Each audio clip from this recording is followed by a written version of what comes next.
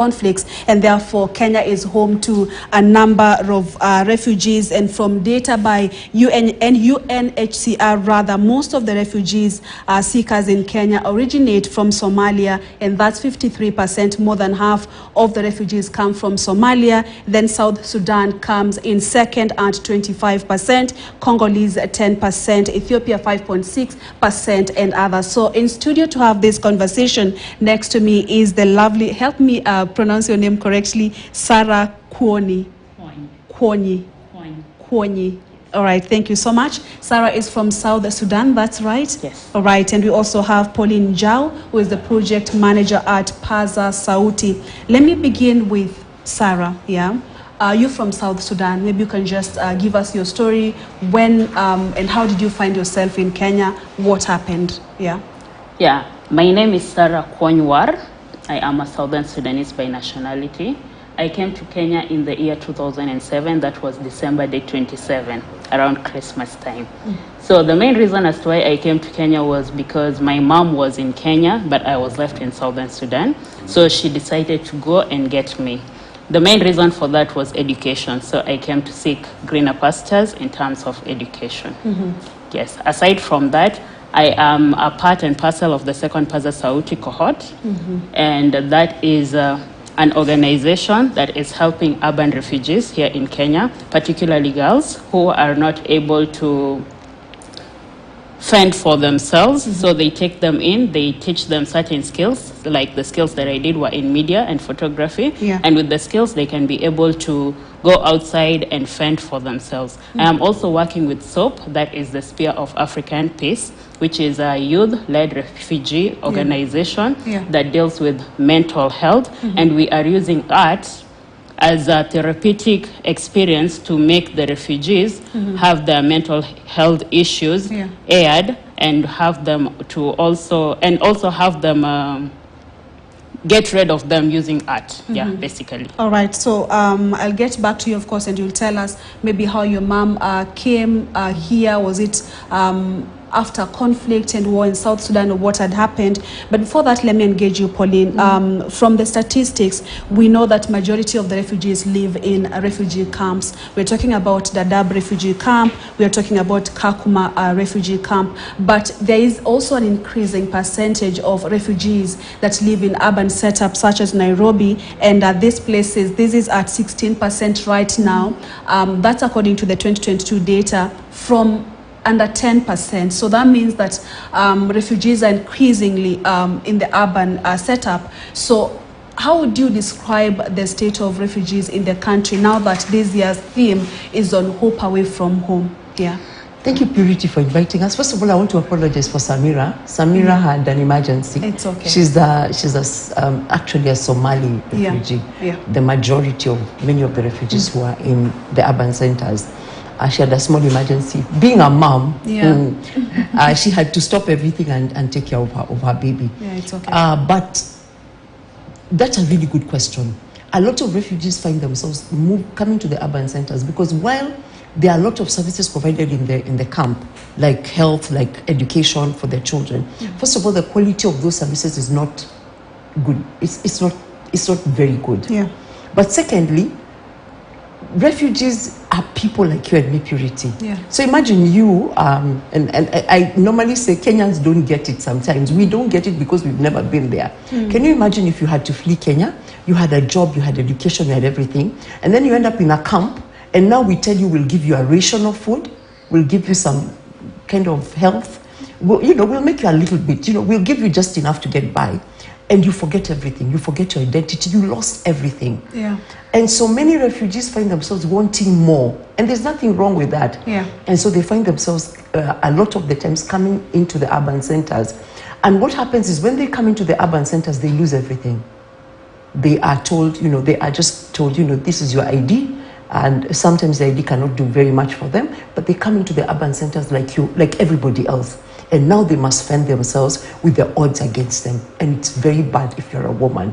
And if you're a young woman, it's terrible. You're actually I normally say at Slam TV, who are the people who host the Paza Sauti program, we work with people we work with informal settlements, women in informal settlements. Now, Kenyan women are here. Refugee women are below the Kenyan women in informal settlements. Now, that's bad. Yeah. So perhaps we don't actually realize what it means to lose everything, every resource you had available at home, but also to lose your identity. Yeah. Suddenly, you are grieving, you are at a loss, and you have children. And so sometimes people ask me, why can't they stay in the camp? Kakuma is there, Dadaab is there. Yes, they can stay in the camp. But what if you want more? Sarah wanted an education. Yeah.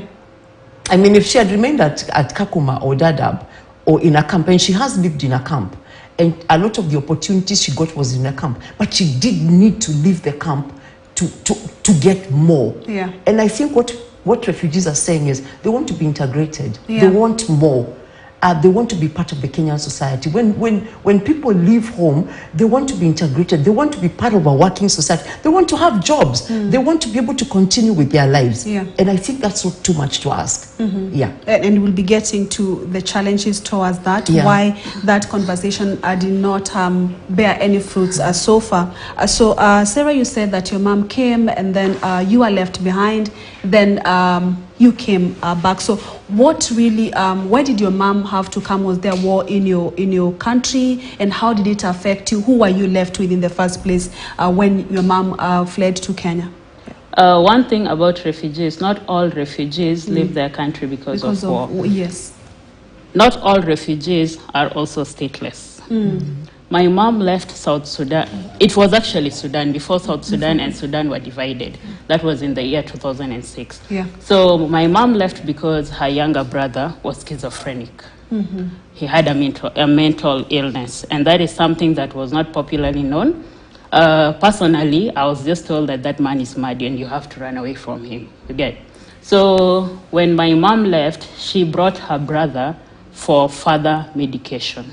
Right. And because her mother was here, she said it will be better for me to take my brother where his mom is. So when she came to Kenya in the year 2006 looking for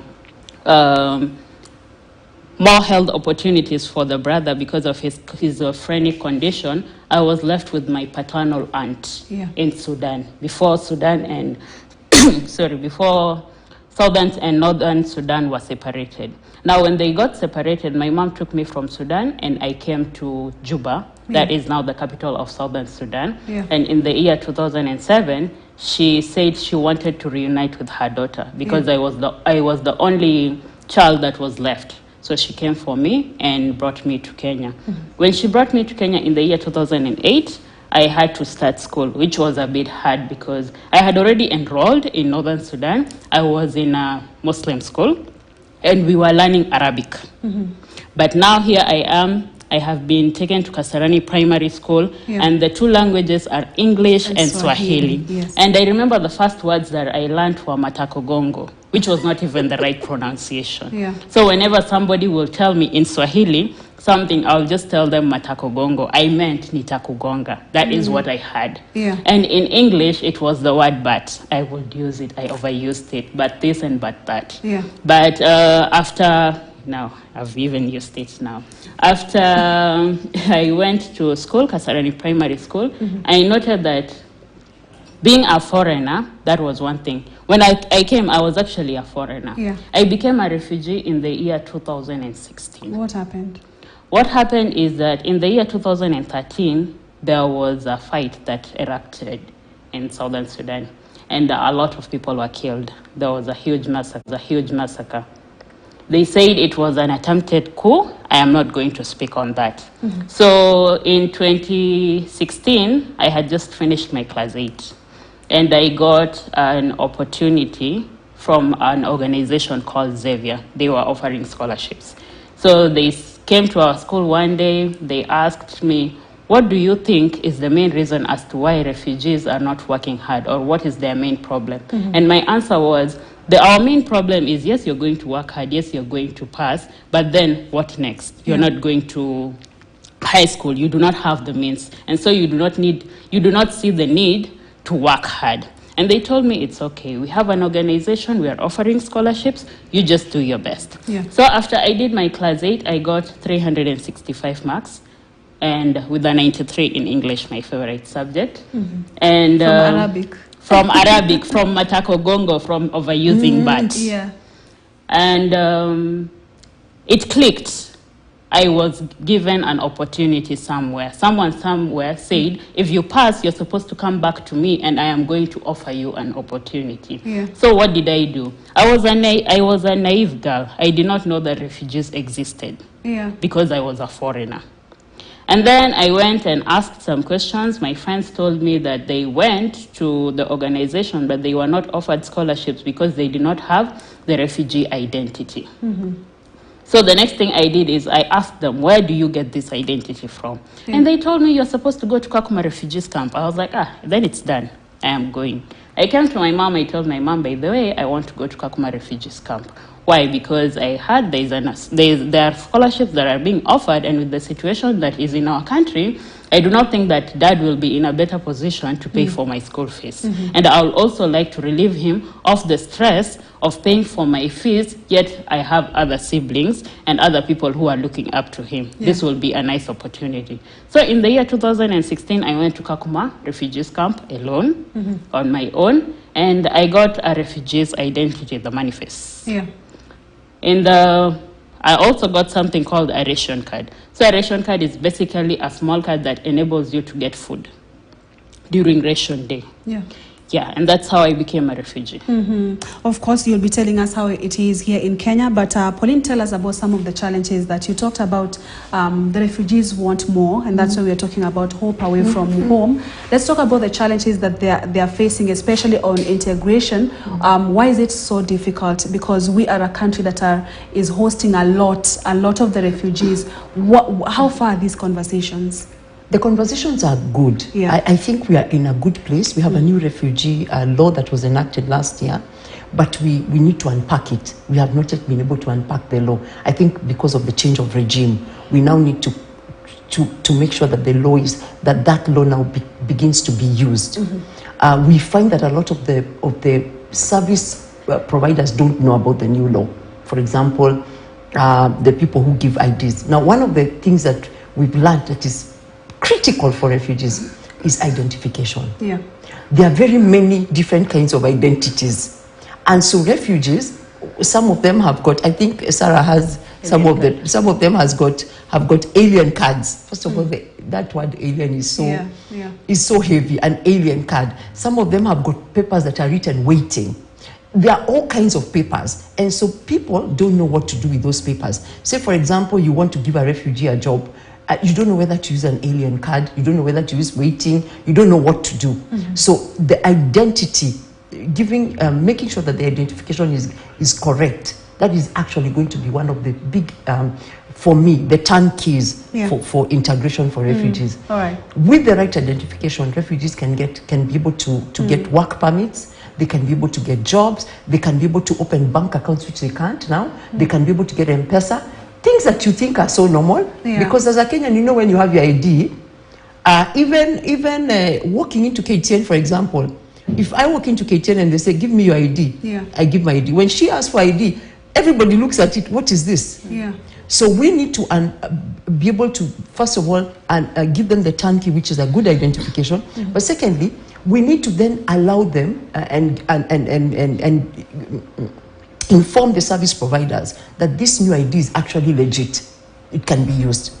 And then be able to turn the key for refugees to be able to integrate. So I feel that is really lack important. Of awareness. Yes. We don't have much time, but in a minute, maybe you can tell us what Paza Sauti, how Paza Sauti is supporting the refugees in the urban setup. So we are supporting urban refugee women. Every year we're able to take only 20 urban refugee girls, and we get a lot, we get hundreds of applications. But when we take 20, and basically what we do is we give skills in media and creative storytelling. Now, everybody thinks that's a very soft skill. What is that? But creative storytelling allows refugee girls to tell their story and to hear their story. And so for some of them to be able to deal with the psychosocial trauma that they've been through in flight and in integration in Kenya. That's what we do. All right, thank you so much. And maybe you can tell us, how is it like in Kenya? How do you find Kenya? What some of the skills that you've learned so far? My first thing will be to appreciate Kenya, because there's around 612 refugees inside the country. These refugees are based in different places. There are people who are in Dadaab, that is in Garissa County. There are people who are in Kakuma, that is in Turkana County, and there are people who are in Nairobi County. Personally, I am a refugee from Kakuma County, from Turkana County, Kakuma refugee camp. And I have lived in Kenya. I've lived most of my life in Nairobi. Now, the main reason is because when I was getting my refugee status, I had no idea that you can actually get a refugee status while you are in Nairobi. So when I went to Kakuma and got my refugee status and I came back to get my scholarship, I lost it. Why? Because they were looking for urban refugees. And I went to be a refugee from the camp. Kenya has given me many opportunities because I have studied here, class 1 up to 8, Kasarani Primary School. I have also done my high school here, Mary Lakey Girls High School. And apart from that, I have gotten a lot of opportunities. For example, in the year 2014, I was a part of the Kenyan primary school government. I was the speaker. I have also been in the Great Debaters Contest severally and gotten multiple awards. And even the fact that I am able to express myself as a result of education, that is something that is huge. Apart from that, I see that Kenya has given refugees, and the hope is it can be small or big. For others, hope is when they leave their country and come here, they found safety. That is their hope. For the others, it is leaving the hunger and coming to find food. That is their hope. All right. Thank you so much. You said you are a poet? Yes. You want to do something in 10 seconds? I can, yes. So there is a poem that I call Troubled Me. It is simply saying that we should give people their flowers when they're still alive. So it goes like, when will you embrace me like I matter? Or are you waiting for me to first die and turn into matter? For you to send your regular RIPs, but when I was alive, you never viewed me as a VIP. You will put me as your status for a day or two just to be noticed. Yet my cry for help was ignored when I implored. How can you miss someone that you never knew? And why are you behaving unlike you? Thank you so much. You're welcome. Thank you so much. Thank you, Pauline. Thank you so much. God bless you. God bless you too. All right. It's like purity. Thank you. That brings us to the end of our conversation right here.